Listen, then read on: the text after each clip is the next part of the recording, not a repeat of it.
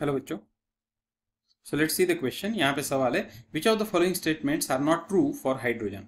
Okay, नीचे कुछ statement दिए हुए और पूछा है कि हाइड्रोजन के बारे में कौन सा स्टेटमेंट नॉट ट्रू मतलब रॉन्ग है। ओके, तो हमें मालूम है हाइड्रोजन एटॉमिक नंबर 1 होता है, ये एक डुअल नेचर का है। ओके, फर्स्ट ग्रुप में प्रेजेंट होता है, ये सारी चीजें हमको मालूम है। तो पहला उन्होंने बोला it exist as a diatomic molecule, हमें मालूम है इसकी वैलेंसी क्या होती है, एक होती है, और इस वजह से कभी भी वो अकेला नहीं एग्जिस्ट करता, हमेशा हाइड्रोजन दूसरे हाइड्रोजन के साथ कंबाइन होकर H2 के फॉर्म में एग्जिस्ट करता है, क्योंकि अकेला हाइड्रोजन कभी भी स्टेबल नहीं रह सकता।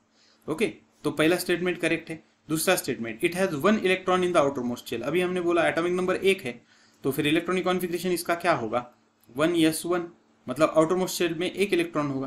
तो ये स्टेटमेंट भी करेक्ट है, पहला भी करेक्ट है, दूसरा भी करेक्ट है। तीसरा क्या बोलता है, it can lose an electron to form a cation which can freely exist. अब देखो हाइड्रोजन है, इसके पास 1s1 है, एक ही इलेक्ट्रॉन है, तो एक ही लूज करेगा। Okay, it can loose 1 electron, एक इलेक्ट्रॉन लूज करेगा और H प्लस बनाएगा, यहां तक ठीक है statement. It form a cation, it can freely exist, ये रॉन्ग है, क्योंकि ये ऑलरेडी हाइड्रोजन ही अनस्टेबल था, ये तो और अनस्टेबल है, इसलिए इसको किसी ना किसी के साथ कंबाइन होकर मॉलिक्यूल बनाना पड़ता है, जैसा HCl है या और कोई H2O है, कुछ भी।